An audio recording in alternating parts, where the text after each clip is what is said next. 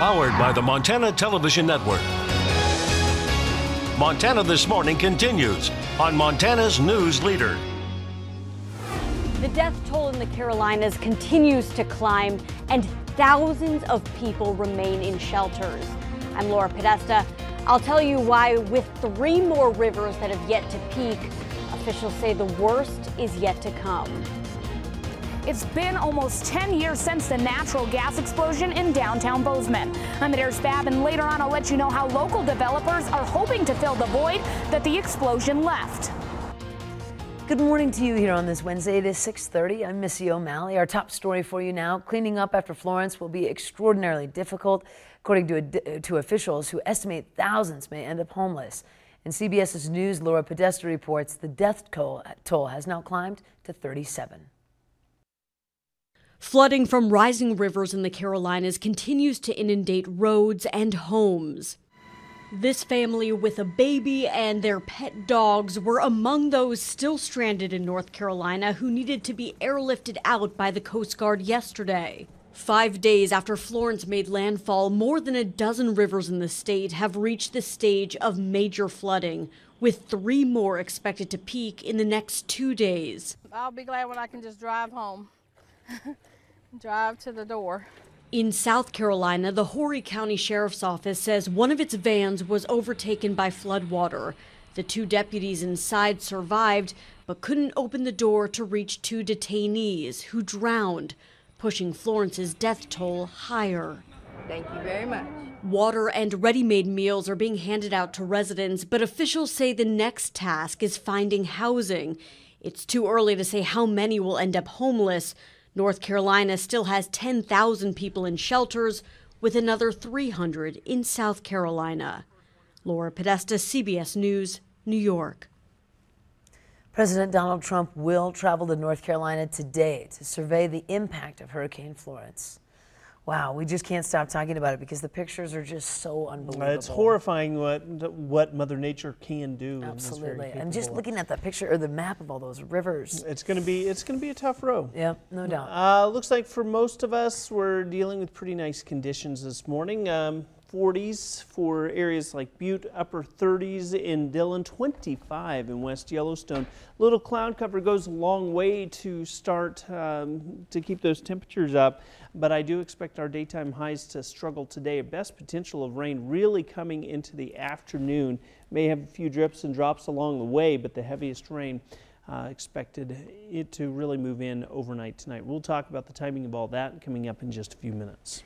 Thank you, Matt. Coming up on 6:33, Donald Trump Jr. is expected to be in Bozeman next week, but the question is, where exactly?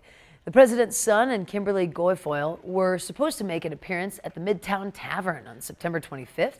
It was supposed to have been a campaign rally for U.S. Senate candidate Matt Rosendale, but Jeff Wilcox, the manager of Midtown Tavern, says the whole thing was news to him.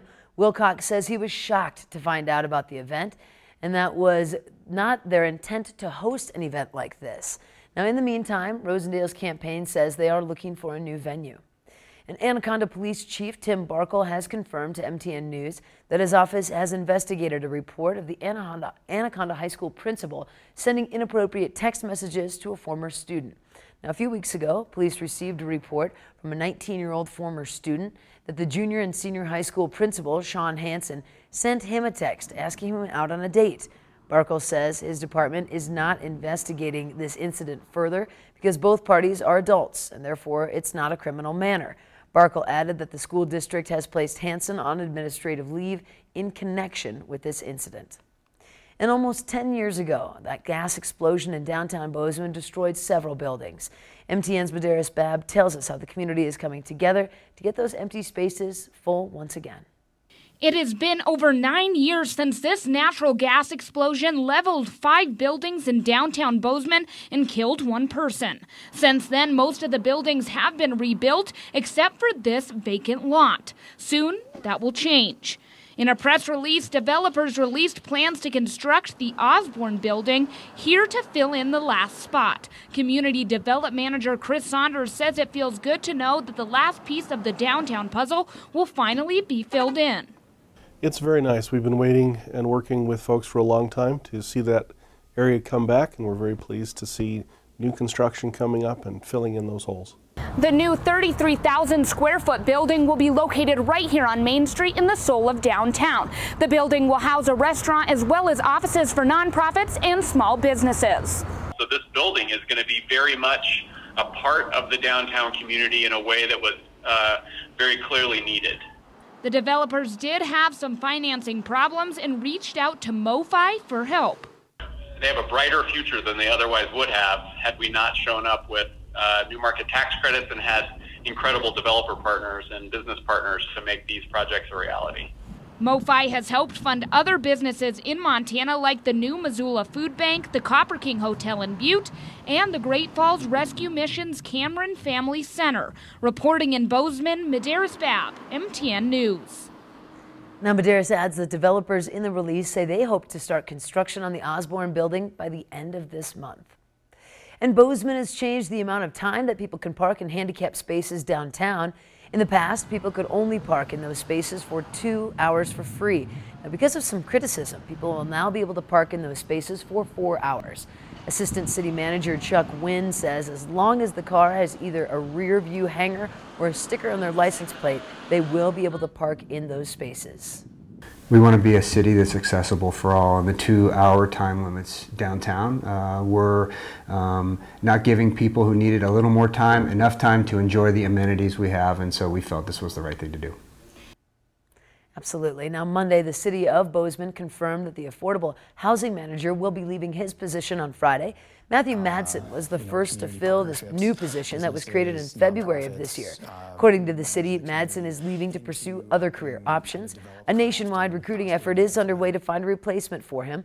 Director of Community Development Marty Madsen says this is crucial for the next person. He's going to have big shoes to fill. The fit with the team, the fit with the community, and their background that they bring with them is going to be extremely important.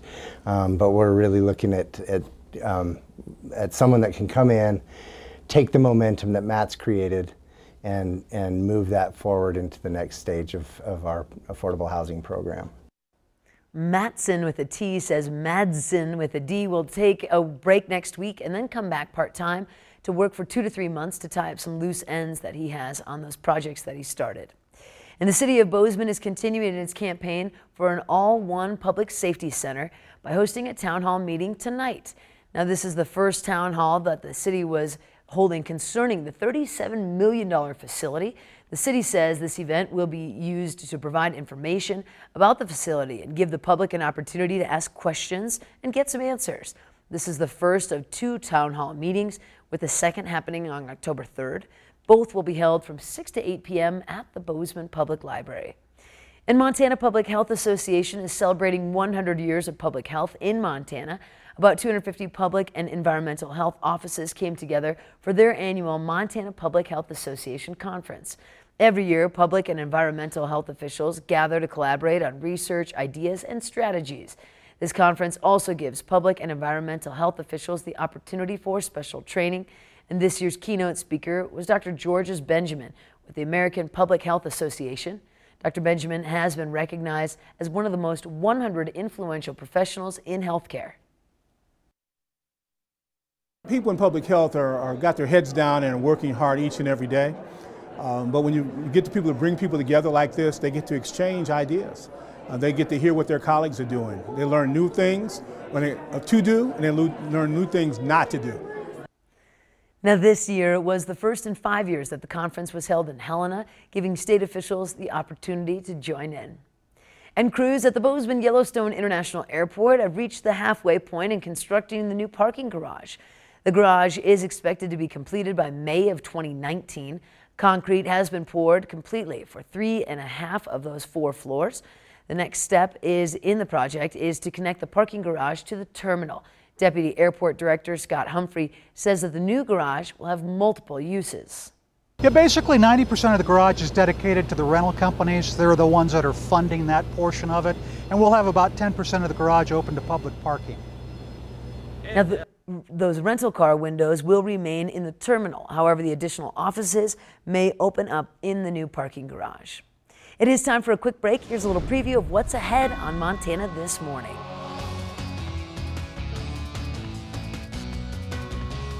Good morning to you. Ahead on CBS This Morning, the woman accusing Supreme Court nominee Brett Kavanaugh of sexual assault says she wants an FBI investigation, how that could create new challenges for his confirmation process.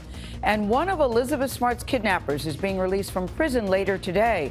Only on CBS This Morning, Elizabeth Smart tells us what gave her hope while she was held captive for 9 terrifying months. We'll see you 7 o'clock on the dot.